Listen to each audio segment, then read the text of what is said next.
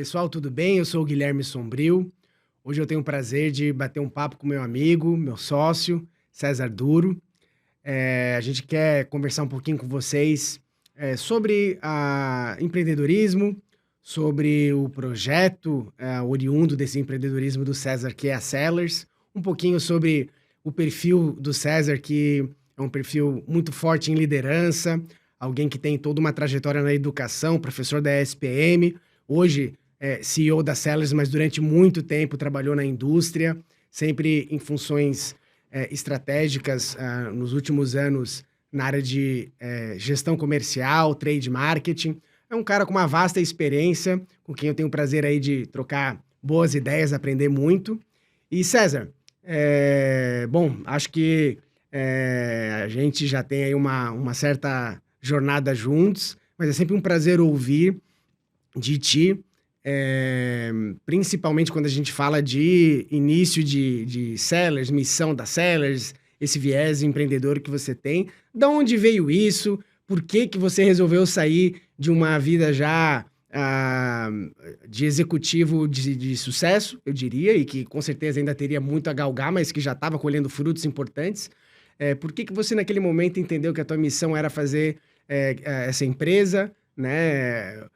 O que que efetivamente deu aquele start para você falar assim, ó, vou sair agora da indústria, vou sair do meu mundo executivo e vou dar a cara a tapa e empreender?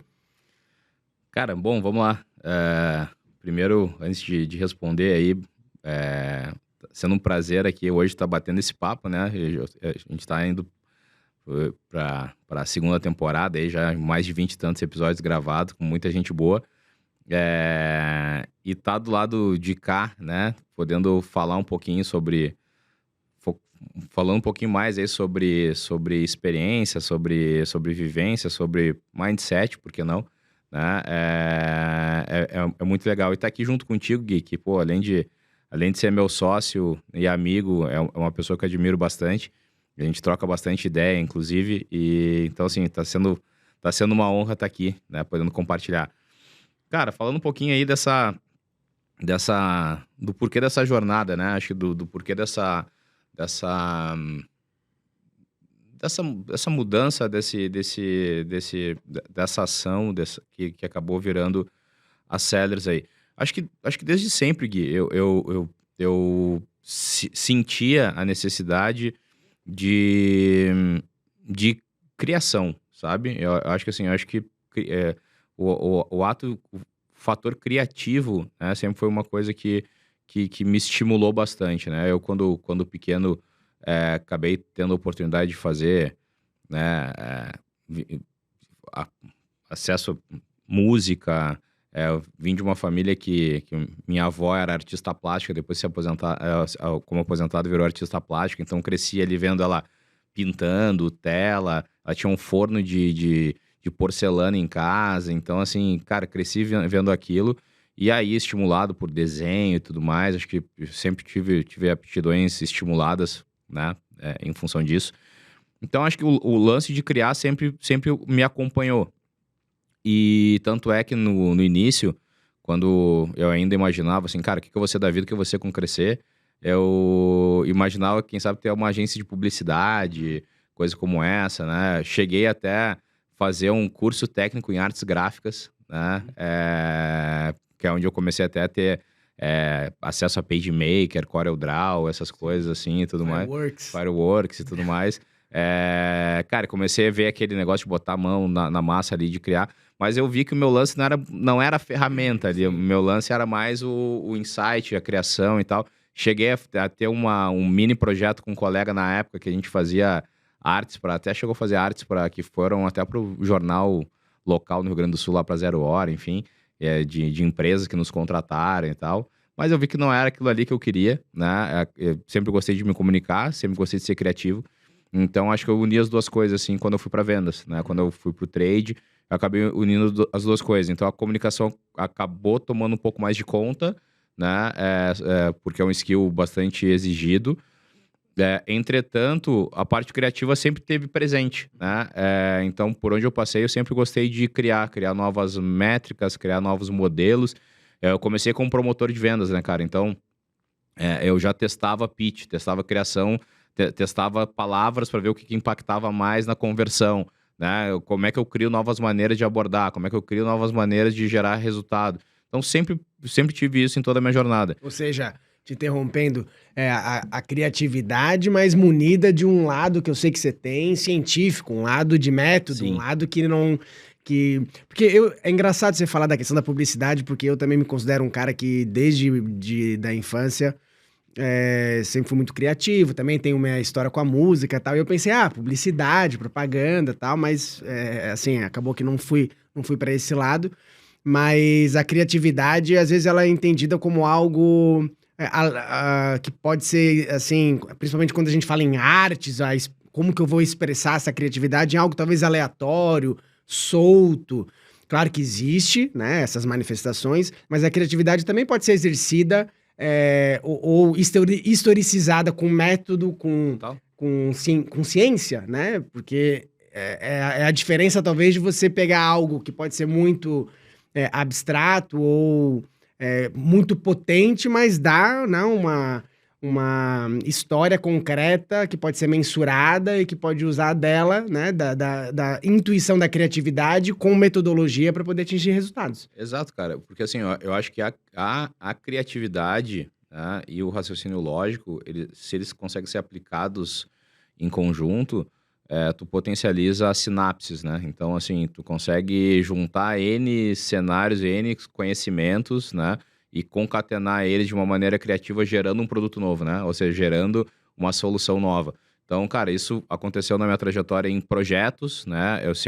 O RH das empresas me enxergava como intraempreendedor, né? Porque eu sempre gostava de criar coisa nova, criar projeto, à frente de projeto e tal. Sempre foi uma coisa que me motivou. E até então eu não entendia aquilo, né? Como intraempreendedorismo, não entendia. E cara, para mim era. Um modo de trabalhar. A vida é assim, né? Sim. E que bom, assim, me levou para lugares bem legais, né? Em função dessa característica. Em algum momento eu entendi que aquilo poderia virar empreendedorismo e não intraempreendedorismo, né? E quando eu identifiquei uma oportunidade dentro da carreira executiva, dentro dessas sinapses de trade marketing, né? De conhecimento de trade marketing, inteligência de mercado, finanças, canal de distribuição, gestão de vendas e etc., que acabou me dando um clique falando assim, cara, tá aqui uma coisa que eu gostaria de fazer. E naquele momento eu entendi que não conseguiria fazer dentro de uma organização. Sim. Que aquilo deveria ser um core business e não um projeto para apoiar uma atividade. Então foi naquele momento que eu acabei tomando a decisão de sair e tentar ir para empreender, correr um risco. Acho que foi um risco calculado. Sim. Né? Em função da idade que eu tinha à época, da posição que eu tinha à época, então... Mas fácil não deve ter sido, você já tinha Não, hotel, não ainda tinha, não. tava quase, tava no plano, como que era? Tava no plano. Ela já tinha a Lilian há bastante tempo. Já tinha a Lilian desde quase sempre. Mas, não, o Theo tava no plano. Cara, eu saí da indústria no Rio Grande do Sul e fui para Florianópolis porque eu queria me conectar com o ecossistema de tecnologia. Ou seja, eu sabia a problemática que eu queria resolver, mas não sabia como. Né? E eu precisava entender mais do modelo de tecnologia que é a autoindústria. Né? E aí eu fui para Santa Catarina junto com a Lilian, né? Tive a felicidade pela comunicação, pelos projetos, de ter uma boa rede de relacionamento construída. Né? Na época, eu tinha uma grande rede de relacionamento, uma forte rede de relacionamento com a turma da Involves, que já tinha feito projetos como cliente, já tinha contribuído com conteúdo para eles, já tinha feito palestra em eventos, já tinha feito uma série de coisas. E quando eu tive a ideia, uma empresa com Great Place to Work, com uma série de coisas e que conseguiu alcançar, né, um sonho grande de tecnologia, vou falar com esses caras.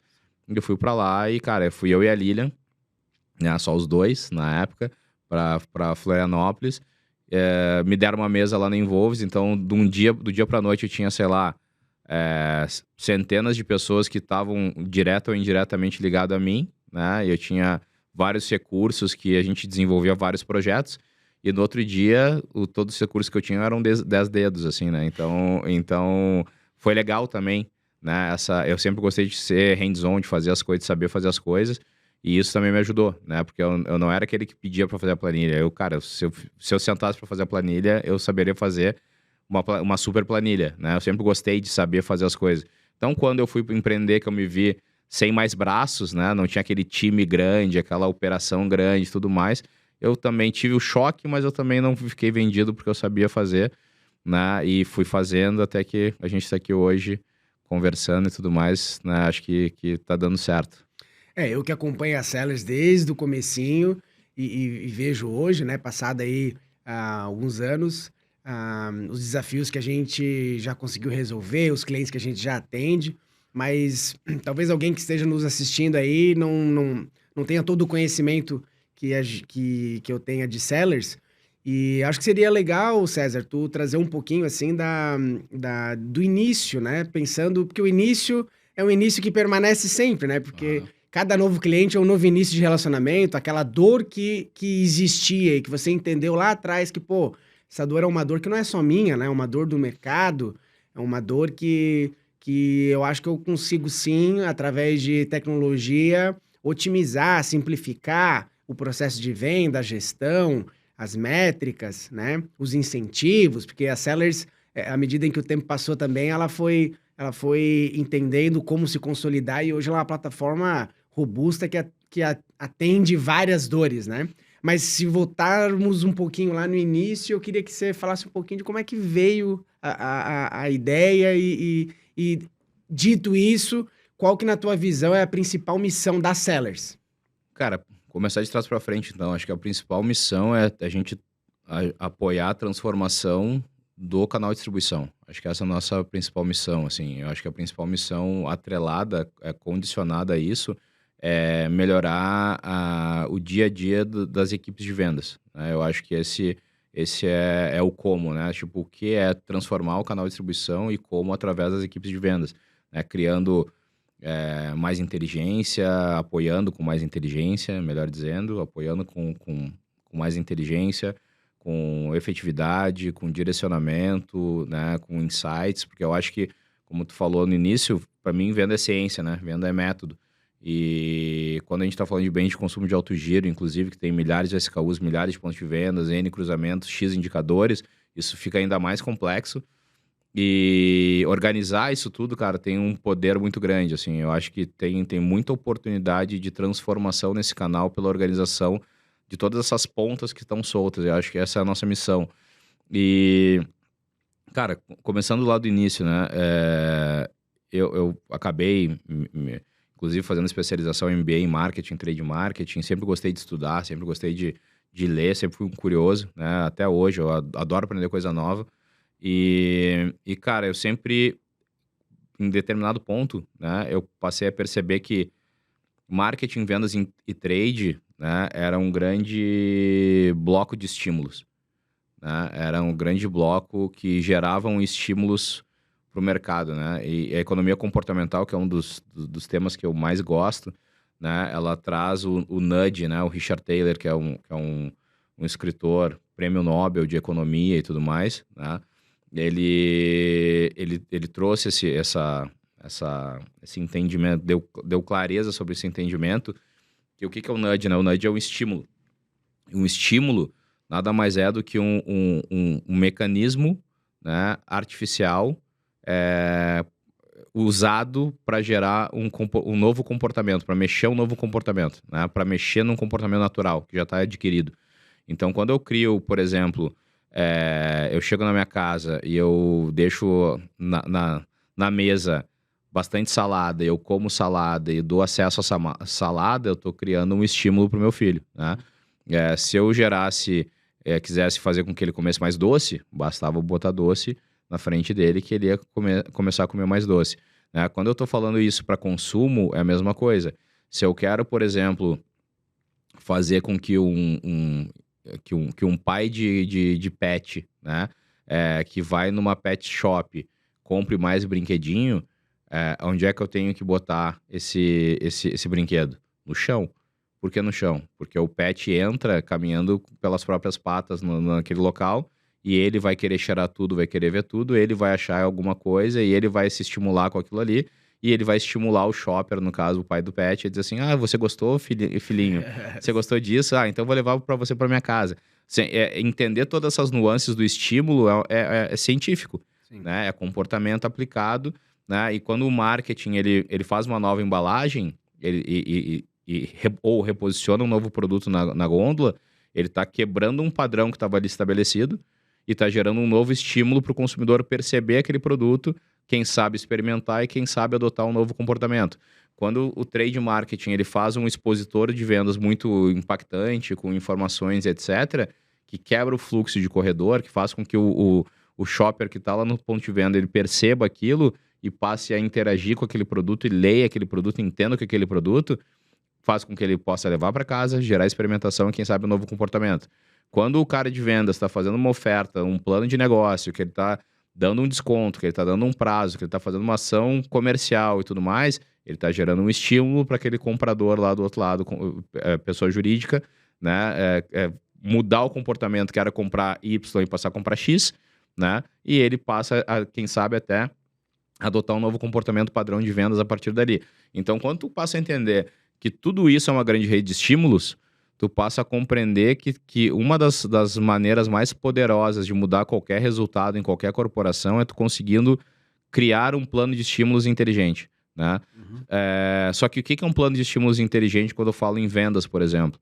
Né? Basicamente eu conseguir entender o mix, entender o portfólio, entender as oportunidades de margem, né? de margem de contribuição ou de lucro bruto, para que eu possa capitalizar o meu negócio, gerar mais caixa para o meu negócio, gerar mais margem para a minha operação, para que eu possa reinvestir e fazer com que eu tenha um ciclo virtuoso de negócio, né? E sair de um comportamento natural que é um ciclo vicioso de negócio, que é o quê? Vou lá, deixo para os últimos dias do mês, Sim. vendo os mesmos produtos para os mesmos clientes, aquele cara sabe que eu estou precisando daquele número para bater a meta, ele me esfola em desconto, me esfola em prazo, e mês que vem eu faço a mesma coisa, só que eu dou mais desconto, mais prazo sobre uma base que já estava pequena, e eu começo a corroer o meu negócio e não tenho capital para investir em desenvolvimento e tudo mais. Então, sair do comportamento natural, que é um ciclo vicioso, para ir para um ciclo virtuoso, passa por um plano de estímulos, passa por um plano de estímulos inteligente, né? Então, é essa observação que eu fiz no mercado, né? E ter informações de maneira ágeis, ter informações que eu consiga executar plano de maneira ágil, isso vira o jogo, porque esse jogo é dinâmico. O jogo de venda de bens de consumo de alto dinheiro é dinâmico. Então, quando eu estava lá na indústria, que eu tinha lá um software que eu pagava dezenas de milhares de reais por mês, que me dava uma informação de dados apenas, né? Que muitas vezes não estava correta, né? Que eu fazia meu time usar aquele dado para criar um plano no Excel, para depois propor isso por e-mail para o comprador, para esse cara jogar para o time dele de analistas, tentar controlar de alguma forma lá dentro, para comunicar de alguma forma lá o time de distribuição, para poder mudar o comportamento, estimular e gerar o ciclo virtuoso. Toda essa operação ela não tem fluidez, que acaba não gerando um payback alto, que acaba não gerando um ganho de resultado alto. Então a Cedras nasceu para isso. Cara, como é que eu gero uma visão de negócio para isso tudo? Como é que eu potencializo os estímulos? Como é que eu potencializo os ganhos? E como é que eu passo a ter mais percepção de payback dessas ações? Como é que eu passo a apoiar melhor meu time de vendas a chegar nos resultados? Como é que o vendedor ele começa a entender quais são as oportunidades que ele tem para gerar um valor, para gerar uma execução e ele no final do dia ganhar mais dinheiro, ganhar mais prêmio? Então a gente acaba criando um ciclo virtuoso de negócio, onde a indústria ganha mais, o distribuidor ganha mais, a equipe de vendas ganha mais, né? E o varejista ganha mais, que ele passa a ter acesso também a um portfólio mais rico, que acaba gerando também mais valor para o consumidor dele. Então tu faz um impacto virtuoso em toda a cadeia, quando tu consegue entender que isso tudo está integrado. E é isso que a Cedras nasceu para fazer. Nem falando é simples, né? Então, assim, é uma solução que ela é complexa. Só quem entende muito desse underground da operação para conseguir perceber isso, né? E eu acho que o que a gente conseguiu fazer, e até aqui, que, cara, acho que a gente é bem ambicioso, né? Acho que essa é uma virtude que a gente tem. E quando eu falo ambicioso, não é ambicioso financeiramente, acho que é ambicioso em criar um case grande, né? Acho que o que a gente quer aqui é criar grandes coisas, a gente quer impactar, a gente quer transformar. E fazer isso que a gente fez até aqui já é uma operação complexa. Hoje a gente tem grandes operações de distribuição com milhares de pessoas, com centenas de fornecedores, com centenas de métricas. sendo calculadas dentro das Cellers. Isso para mim dá um orgulho gigante, né? Criando a conexão entre a distribuidora e a indústria, gerando visibilidade para todas as pontas. E isso que a gente conseguiu fazer até aqui já é grandioso. Mas eu acho que o caminho que a gente ainda vai percorrer é muito maior. Acho que tem muito mais coisa ainda para fazer, porque tem muita oportunidade nesse mercado, tem muita coisa para ser resolvida e tem muita coisa para gerar valor para essas equipes. Sim. É interessante, né? Porque eu vim de um universo completamente diferente e fui aprender um pouquinho de distribuição, de indústria contigo, na nossa jornada juntos aí. Esses dias eu parei para pensar assim, né? Eu entro no mesmo mercado, normalmente eu entro pelo mesmo caminho, faço a mesma coisa, já sei onde eu vou, etc, etc, né? E por detrás daquilo tem um universo de processos e pessoas e empresas e soluções pensando para tentar fazer com que não necessariamente me venda mais, me empurre alguma coisa, mas às vezes tem um negócio ali que eu preciso. Esses dias eu descobri uma coisa que eu não sabia que existia e que fez toda a diferença lá na minha rotina, né? E por que eu te digo isso, assim? Porque eu entendo que, como tu bem colocou agora, existe, assim, eu diria, a gente tá aqui nesse nível, que já é um nível muito avançado em termos de Brasil, comparado com o resto do mundo, em termos de avanço que a gente tem. E para alguém leigo, consumidor, a gente chega no mercado e raramente você vai ter, pô, tá faltando tal coisa. Normalmente, o que você tem tá lá, né? Mas a gente tá nesse patamar, nesse nível, né? E nas experiências que eu já tive contigo em reuniões, onde a gente vê empresas, assim, que são referência, percebendo que, poxa, talvez aqui eu poderia estar fazendo diferente. Talvez ao invés de eu fazer uma campanha de incentivo sempre focada no final do mês, eu faça uma mais curta para tentar pegar a primeira quinzena do mês, etc. E isso, de alguma maneira, vai impactar, inclusive, o consumidor lá na ponta. Então, talvez, no teu chute, assim, eu diria, entre o que a gente tem hoje e aonde a gente pode chegar em nível de otimização, a gente estaria onde, assim, nessa jornada? Se 100% não vai existir, como tu bem colocou, é dinâmico e a hora que a gente implementar essas melhorias vão surgir novas ideias e a criatividade vai tomar forma de outra maneira, mas em termos de maturidade, da onde a gente pode chegar com aquilo que a Cellers está propondo, porque é uma ruptura, é uma solução que pode trazer um novo modo de fazer as coisas. Tu entende que a gente está aonde nesse horizonte, assim? Então, cara, às vezes eu me paro pra pensar sobre isso, né? Eu acho que a comparação que eu faço é... Se eu voltar lá, quando eu tava lá na Betanin, lá, implementando o programa de excelência em distribuição, em dezenas de distribuidores, né, e tudo mais, e tinha os distribuidores de fora do Brasil e etc. E as ferramentas que eu tinha lá, né?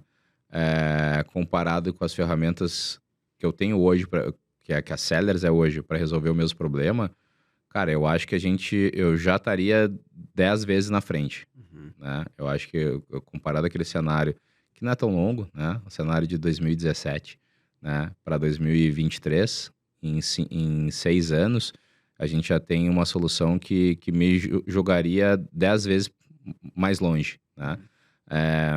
Entretanto, olhando tudo que está por vir, tudo que a gente está fazendo, tudo que já tem de visibilidade no roadmap, e, cara, imaginando que nem toda a visibilidade a gente tem ainda, Sim. né? Muita coisa ainda vai surgir.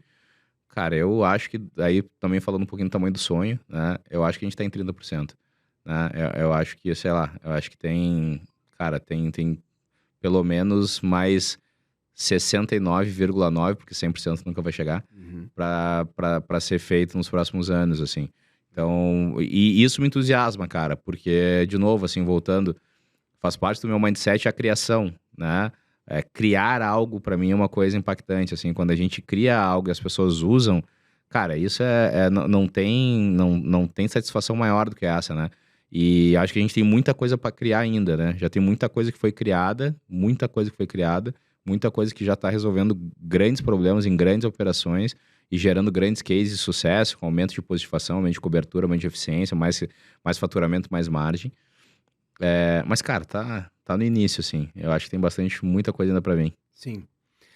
Uma questão que eu vejo que sempre foi muito forte, desde que eu te conheço, essa tua tendência natural a trazer, sempre através de bons exemplos, analogia e principalmente experiência, tu sempre tem uma pegada de de contribuir com algo novo, com um ensinamento.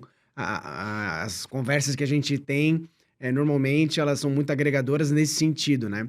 E eu vejo que a figura do vendedor, que é um agente importante nesse universo das sellers, é uma figura que você sempre traz pra gente como, com muito carinho, assim, né? Com muita admiração Uhum, por esse profissional que tá lá na ponta, fazendo acontecer, digamos assim, uhum, diretamente, né?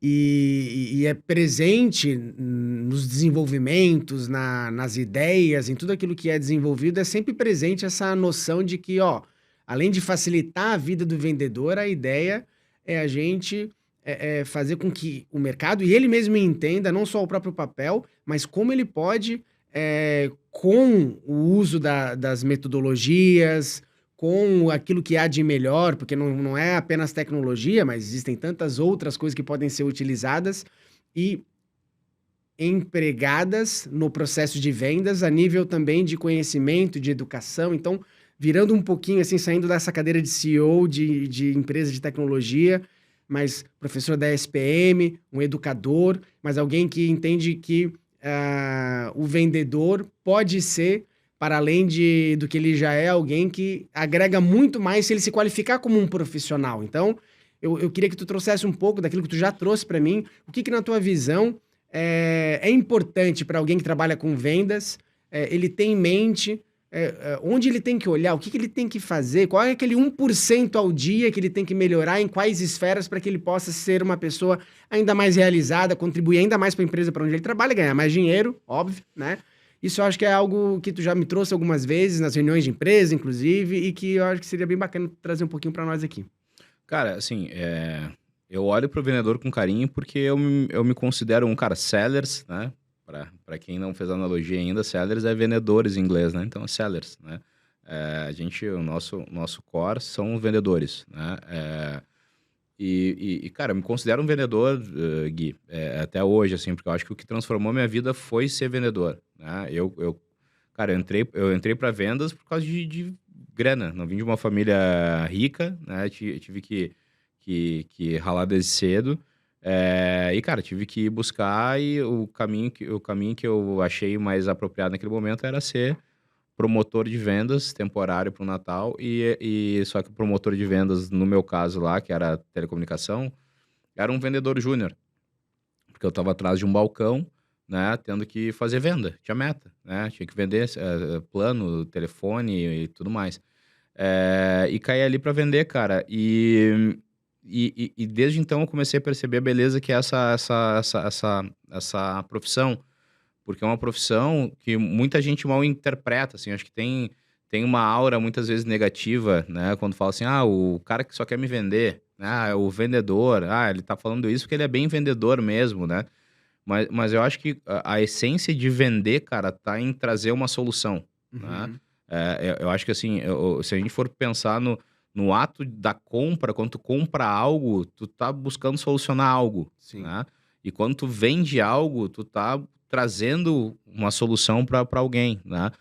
E a grande beleza da venda é tu entender a problemática, identificar o teu cliente, fazer um bom diagnóstico, entender as tuas soluções e entender o fit dela com o teu negócio. Isso vale para qualquer tipo de venda, vale para venda direta, aquele convencimento corpo a corpo, como era o meu caso lá, né? Que eu tinha que convencer um consumidor que ia comprar ali de mim naquele ato. Mas como funcionou e funciona até hoje, quando a gente vende a nossa solução, ou vendia nosso produto para a distribuidora, ou quando vendia para o varejista, né? É a mesma coisa. Cada um está buscando resolver um problema com aquela aquisição, né? No caso de bens de consumo de alto giro aqui, o que o cara está buscando solucionar, do outro lado, um varejista, por exemplo, cara, é oferecer um mix melhor, é um mix que traga saudabilidade para a operação dele, ele não quer ficar disposicionado em frente aos concorrentes. Eu tenho que entender o que esse cara está buscando, né, para que eu possa aplicar as minhas habilidades, né, e aí eu vou chegar nelas, aplicar minhas habilidades para poder criar melhores soluções. Mas, cara, aonde geralmente o vendedor ele é super desenvolvido é na comunicação. Geralmente, né, a gente associa o vendedor àquela pessoa que se comunica bem, Sim. né? Pô, fala pra caramba e vendedor, que pra mim é uma leitura errada. Sim. Né? O vendedor deveria escutar muito, fazer muita pergunta, entender muito o problema e aí trazer a solução. Né? Mas a comunicação está muito inerente à figura do vendedor. Geralmente o vendedor não tem problema em se comunicar. Né? Mas o vendedor hoje, quando a gente está falando de um mercado que está cada vez mais complexo, com cada vez mais concorrentes, com cada vez mais soluções, com cada vez mais desafio, o vendedor ele passa a ter uma necessidade de ter um raciocínio lógico cada vez mais apurado. Ele passa a ter necessidade de ser mais analítico. Ele passa a ter a necessidade de virar um cientista de consumo, de um cientista de vendas. Por quê? Porque ele passa a ter que comparar o mix. Se eu tenho um SKU que está nesse cliente A, que tem o mesmo perfil que esse cliente B, e no A performa bem e no B ele não tem, cara, eu tenho que mostrar, eu tenho que criar análise, eu tenho que criar dados para mostrar para esse outro varejista que talvez ele esteja perdendo dinheiro, que a minha solução é que pode agregar na categoria dele, que pode gerar mais valor, que pode chamar mais consumidores e assim por diante. Ou seja, é muito mais do que oferecer, é muito mais do que tirar pedido, né? Quem tá me escutando aí, trabalha com vendas, sabe que é dura a vida de vendas, né? Está cada vez mais dura a vida de vendas. Quando a gente passa a entender essa problemática, a gente passa a entender que eu preciso estudar mais, desenvolver mais meu lado analítico, desenvolver mais meu raciocínio lógico. Quando eu estou falando de vendas B2B, né, empresariais, que é o caso dos nossos clientes aqui, eu tenho que entender muito que o produto, né, a gente já falou aqui, que, por exemplo, o varejo ele não compra produto, né? Porque o varejista ele não compra produto, o varejista ele revende o produto. Tem uma sutileza nessa colocação, que é o seguinte, cara, quem compra para si. Né? O varejista ele revende, ele compra para revender, ou seja, ele tem um outro drive. Qual é o drive? Gerar mais margem. Se o drive do outro lado é geração de margem, receita, eu tenho que entender um pouco de finanças. Uhum. Eu tenho que entender um pouquinho de margem de contribuição. Eu tenho que saber o quanto eu posso investir. Eu tenho que entender um pouquinho de ROI. Eu tenho que entender um pouquinho de P&L de canal, de cliente, enfim. Eu tenho que tentar, com o meu raciocínio lógico e analítico, criar situações, criar programas, criar planejamentos para poder implementar aquele desafio e gerar valor naquela operação. Então, cada dia que passa, o vendedor ele passa a ter muito mais peso analítico, metodológico, processual, financeiro, né? Logístico, né? Entender de ponto de venda, de trade marketing, de ativação, e sim, também tem que se comunicar. Entende? Então, assim, quando a gente está falando do vendedor, ele tá lá na rua, ele tem um problema super complexo para resolver e muito passa pela análise, muito passa pela informação, muito passa em como criar plano em cima disso. Né? Esse, inclusive, é o nosso core de negócio, né? É conseguir ajudar de maneira automatizada, de maneira integrada toda essa situação, porque é aí que está o valor, é conseguir ajudar aquele cara que já tem uma comunicação ótima, mas que vai se desenvolver cada vez mais para esse lado, também apoiado em cima de ferramentas, porque não através das sellers. Né? E uma das ações que a gente aqui como sellers também desenvolve é muito conteúdo. Né? Porque a gente entende que o nosso impacto no mercado não é só através da solução, a gente quer ajudar o mercado na transformação. Então, eu iniciei falando, a transformação do canal de distribuição.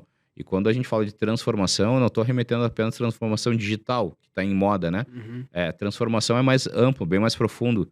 Quando eu falo em transformação, transformar algo, né, impacta em mudar comportamento. Né? Para mudar comportamento, eu tenho que gerar novos conhecimentos, novos insights. Então, a gente também está preocupado com isso. Em como a gente pode transformar o canal de distribuição, não apenas na tecnologia, mas também em compartilhamento em conteúdos, compartilhamento de boas práticas, como é que a gente pode deixar esse canal cada vez mais forte, fortalecendo também o entendimento, a aplicação de métrica, de tática. Vamos debater sobre isso, como é que a gente faz para gerar melhores negócios, mais sustentáveis economicamente, inclusive falando, através de informação. Né? A gente, em breve, não sei se quando a gente publicar esse episódio aqui já vai estar disponível, mas se não, em breve, acompanhe no site da Sellers que vocês logo, logo vão estar sabendo, mas a gente está lançando uma comunidade de conhecimento, né? Onde a gente está publicando aí aulas, né, gratuitas, né? O nosso negócio não é vender curso, mas são aulas totalmente gratuitas, gerando certificação, aulas de alto nível, onde a gente vai trazer para o mercado, para vendas, informação que enriqueça, que contribua com o mercado e que ajude na missão que é transformar o canal de distribuição. Show, César. E à medida em que você falava, eu fiquei relembrando um outro papo que a gente teve, que eu presenciei, na verdade, eu estava de coadjuvante ali, onde você estava trazendo o conceito de sales efficiency. Uhum.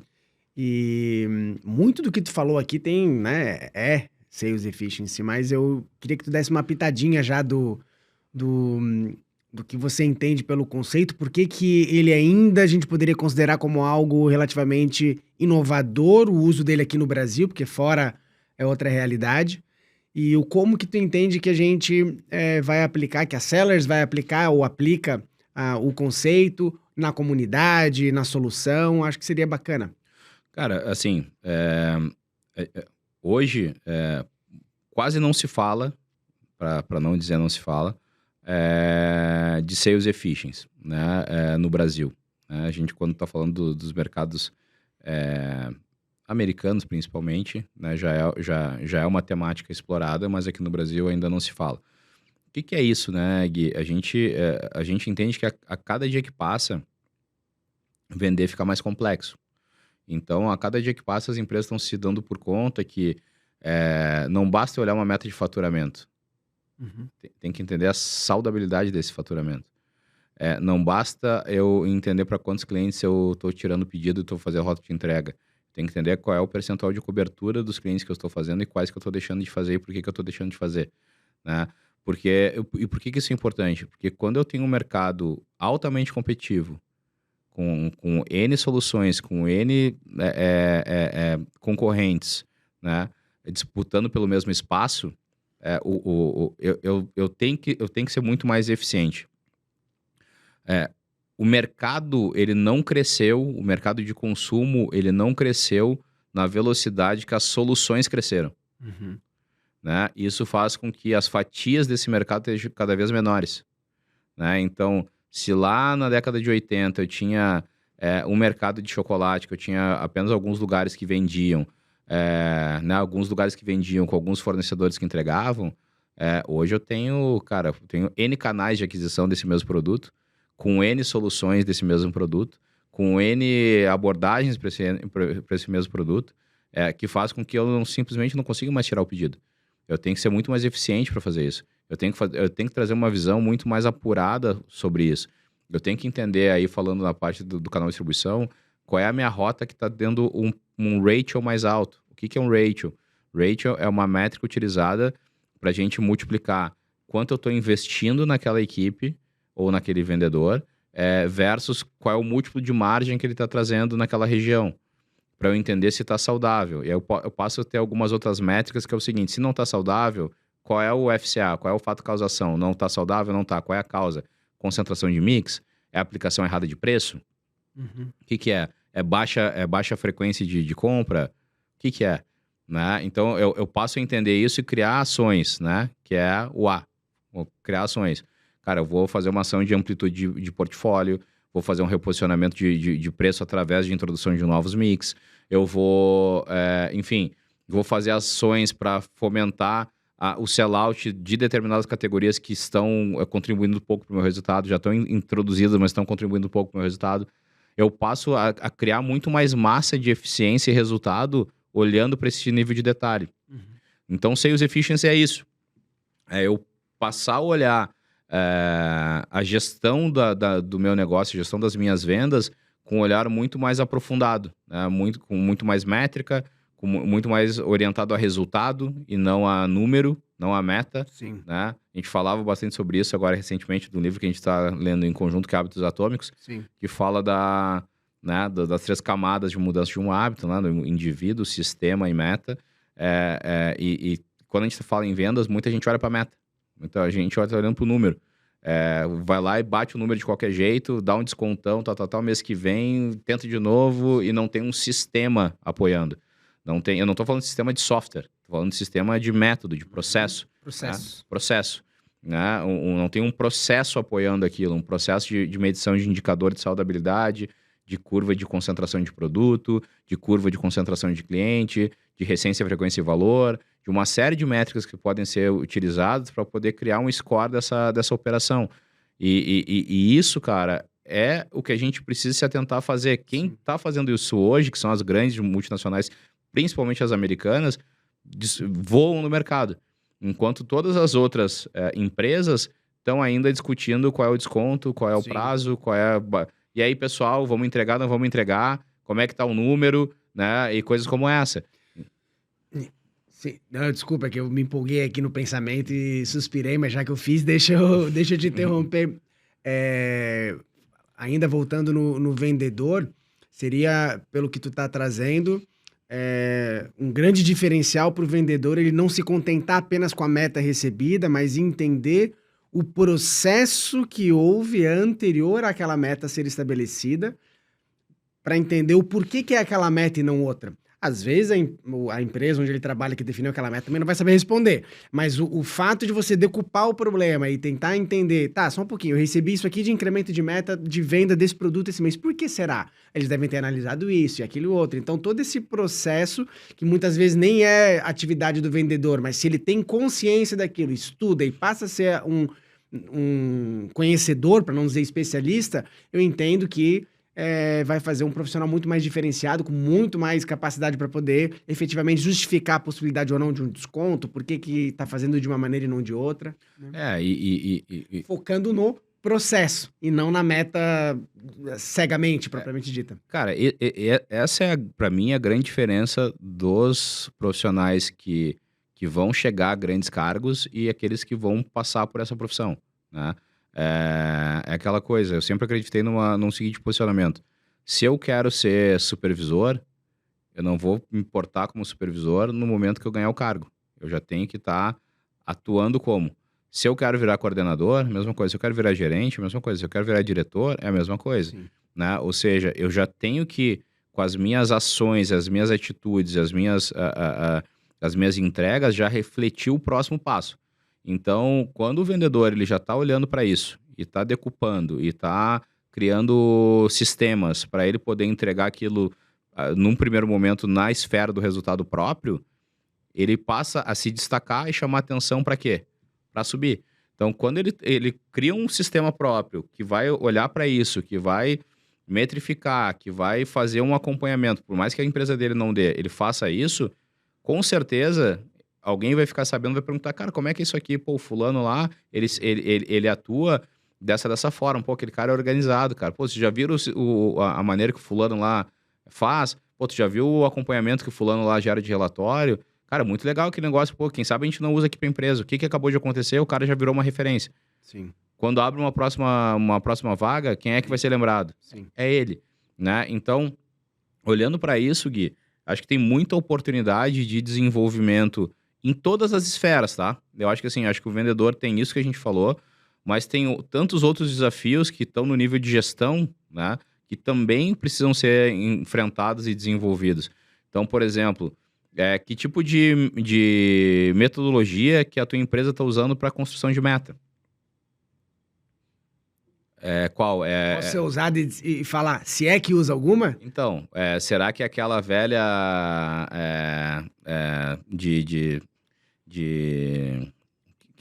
que tem a ver ali com que os caras trazem da oceanologia, não sei se tu já ouviu falar, que é pra onde bate o vento. Oceanologia, não. Oceanologia, da onde bate o vento. Né? O cara molha o dedo e fala, tá vindo da onde? O vento tá vindo do mar nessa direção, então vamos pra lá. Tipo, cara, quantos por cento a gente tem que crescer? 10%? Então lá, manda 10% pra todo mundo aí, vamos que vamos. Sim. Nem olhei se o cara, qual é o potencial de crescimento, quem é a cobertura, qual é a performance. Será que todo mundo tem espaço para crescer 10%? Será que tem um que tem espaço só para crescer 5% e o outro poderia crescer 60%? Qual é o método que a gente está usando? Porque no final do dia, uma gestão ela está preocupada não só em entregar aquele número, mas para garantir uma equidade Sim. na equipe. Porque quanto mais eu consigo desenvolver uma equipe a ter melhor performance como uma unidade, menos exposto a risco de uma movimentação eu tenho. Uhum. Né? Quantas empresas, por exemplo, sofrem quando perdem o melhor vendedor? Sim. Né? Porque elas não tinham um sistema, elas não tinham um processo estabelecido, ela não tinha uma visão de desenvolvimento de meta em prol de desenvolvimento e fortalecimento de regiões e carteira, né? Acaba gerando uma fraqueza na operação que expõe quando alguém muito importante sai, né? E eles ficam meses e meses e meses tentando recuperar aquela região. Esse mindset é interessante, analítico. Eu estava numa reunião contigo e eu percebi, assim, com o que a gente estava conversando, ele ficou impactado com uma informação que tu trouxe, eu também fiquei, mas ela é de simples assimilação, mas tu trouxe assim, ó, nessa análise que a gente está fazendo aqui, bater a meta desta maneira, beleza. Agora, superar tanto assim a meta não tá legal. Tu usou essa frase assim, né? Então eu fiquei pensando, pô, vamos lá, o que que vem depois? E aí, tu trouxe, ó, nitidamente, quando você coloca uma meta aqui que ela é superada em três vezes e meia, que era o exemplo lá, é porque ela é uma meta que não tá bem colocada. E pode passar isso em branco, porque tu vai ver tudo verde lá no relatório, vamos pro happy hour. Mas no final das contas, aqui também é uma oportunidade de melhoria, uma análise que precisa ser feita para poder organizar de uma maneira que faça sentido. Total, cara, porque isso é gestão, né? Imagina o seguinte, se eu tô esperando 100%, de atingimento, como um bloco, tu imagina que eu tenho X%, esse mesmo 100% espelhado no meu estoque. Eu tenho uma capacidade muito perto daquilo para poder entregar. Se eu tenho um que faz 300, outros 500, 600, outros não sei o que, daqui a pouco estoura o estoque, dá corte de pedido na distribuição ou na fábrica e tu não consegue faturar aquilo. Ou seja, por quê? Porque tu teve uma falha de gestão. Se o cara se compromete a 100%, ele entrega 100, legal. Se o cara se compromete com 100, ele entrega 90, tu vai ficar, ou 70, tu vai ficar chateado. Agora, se ele entrega 130, tu não deveria ficar tão feliz. Sim. Né? Se ele entrega 300, tem que parar tudo e ver o que está acontecendo. Né? Porque alguma coisa aconteceu. Ou esse cara virou super-homem do dia para noite, ou aconteceu um fato espetacular e que ele precisa ser documentado porque a tua meta próxima não pode ser em cima daqueles 300, né? Ou a tua meta foi mal feita. E esse cara nem precisava de um incentivo para, por exemplo, ganhar, para chegar naquele resultado e tu tá pagando dobrado, gerando só um pagamento vazio ali, só no final do dia só queimando a tua margem, porque tu vai estar pagando um prêmio que não precisava, né? Ou seja, tem muito impacto disso. Quando a gente tá falando de gestão... E que poderia estar usando esse recurso pra daqui a pouco para uma verba, para uma coisa que tá iniciando, que não sabe ainda se vai virar e que precisa de um investimento maior. Para abrir um novo cliente. Isso. Para uma série de coisas mais eficientes, né? Então, Sales Efficiency passa por isso. E essa comunidade, César, que você mencionou aqui, que tá saindo do forno, ela vai trazer conteúdos necessariamente voltados a clientes que usam a plataforma da Sellers, funcionalidades, ou ela vai também ter conteúdo rico para os vendedores em geral, independentemente se a empresa onde eles trabalham usam a solução ou não, que vai ao encontro do que a gente está falando aqui, em termos de conhecimentos, habilidades e áreas que são importantes você se destacar para poder ser um profissional ainda melhor. Essa comunidade, Gui, que a gente está fazendo, ela é híbrida, tá? É uma comunidade que ela vai estar disponível diversos conteúdos para não clientes, né? Ou seja, que vão poder acessar, que vão poder aproveitar, que vão poder, enfim, gerar certificado, enfim. Mas outros tantos, né? Um pouco mais densos, um pouco mais bem elaborados para os nossos clientes, né? Porque eu acho que também a gente tem que criar maneiras de agradecê-los, né? Eu acho que os nossos clientes, a gente, como qualquer empresa, acho que deve tratar seus clientes bem, né? Deve tratar eles como especiais e a gente também faz isso, né? Então a gente está criando uma comunidade híbrida, onde muita coisa está aberta para todo mundo, mas outras tantas coisas mais, né, que vão ser direcionadas para os nossos clientes, né, com uma atenção especial, com um carinho especial, né, para gerar ainda mais valor para eles que não só a plataforma, né? A gente não entende que o nosso negócio, eu não entendo que hoje a gente esteja numa empresa de tecnologia, por mais que estejamos, né? eu sempre tento nos enxergar como uma empresa que está buscando solucionar um grande problema no canal de distribuição, né? E aí tudo que a gente pode fazer ligado a isso, a gente está fazendo. Essa iniciativa aqui é uma delas, né? Sim. Eu acho que assim, o fato da gente, né, ter a nossa rede de relacionamento, trazendo as pessoas de alto nível, né, que estão próximas a gente aqui para clientes, né, ou parceiros, enfim, que estão aqui para falar, dividir as suas experiências, acho que já é uma ação que ajuda a transformar o mercado. A gente recebe diversos comentários aí nas redes sociais dizendo de pontos específicos que viram em determinado episódio que, cara, como aquilo foi importante e tudo mais. Eu acho que a transformação tá nisso, né? A transformação, ela tá na maneira que a gente passa a enxergar, passa a compartilhar, passa a transformar o conhecimento desse mercado e que, de certa forma, também vai impactar através da nossa solução, né? Eu acho que é isso, é fomentar isso de uma maneira híbrida. A gente consegue também dar muito mais profundidade em algumas coisas também. Sim. A gente já está encaminhando aqui, César, para o final do nosso bate-papo por uma questão de tempo. E a gente tratou ali no começo da conversa um pouquinho do teu lado empreendedor. Obviamente, surge a Sellers aí na conversa, né? No lado professor, no lado cientista, posso até chamar assim. E eu queria fechar, né, com o lado empreendedor, mas trazendo uma outra realidade, porque lá no teu início do empreendedorismo, os principais desafios era fazer mapeamento da dor, o que é, como é que a gente resolve o problema, vamos agora desenvolver um software, como é que vai ser esse software, produto, enfim, uma série de coisas que já foram superadas e que estão em constante evolução, né? O produto, ele é algo dinâmico e ele não acaba nunca. Mas eu entendo que hoje já existem... Quantos funcionários que tem a Sellers hoje? Cara, perdi as contas ali, mas acho que a gente tá perto de 20 e poucos.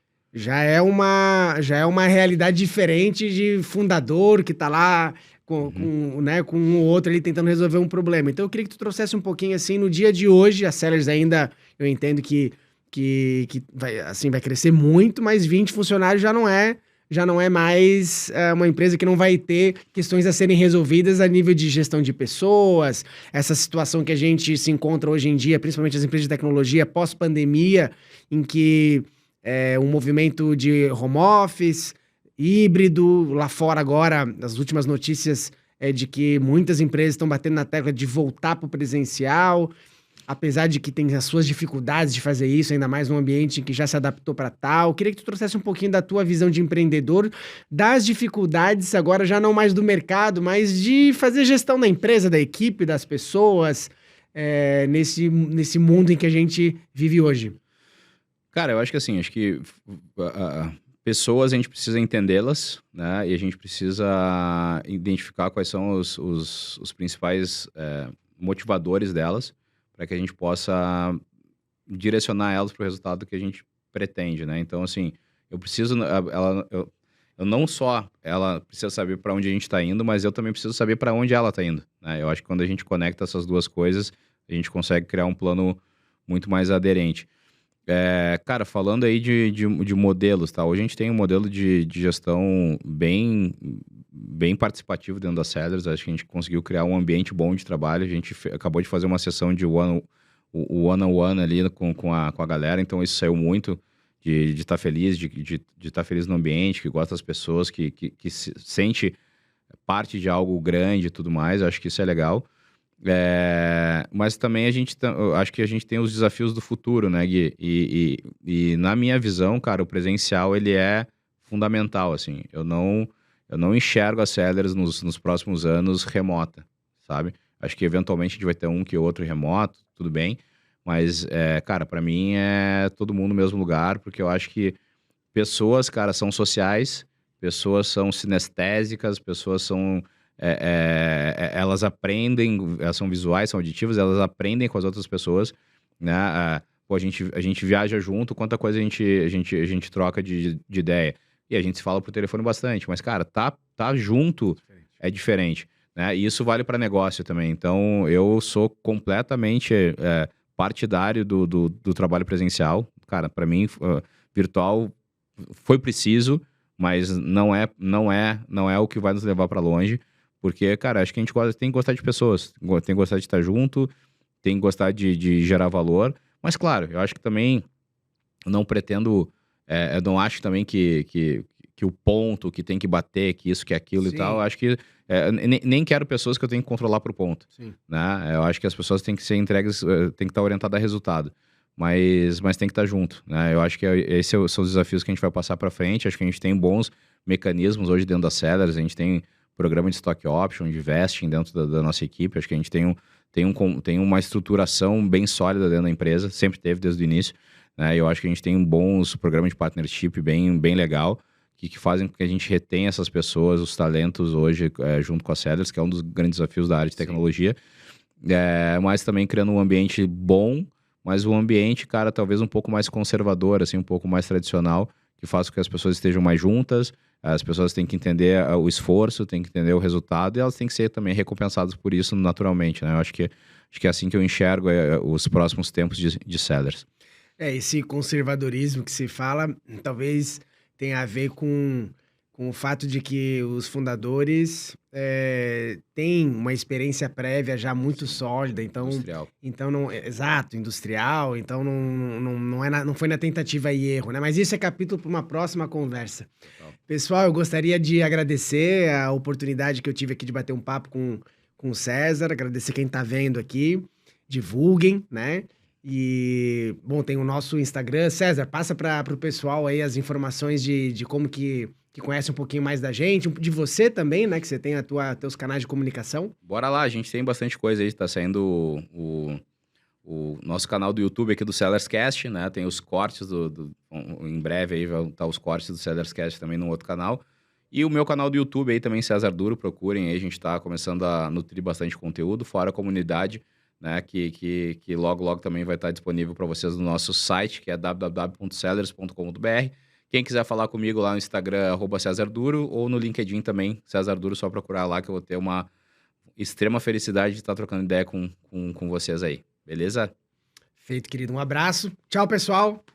Valeu!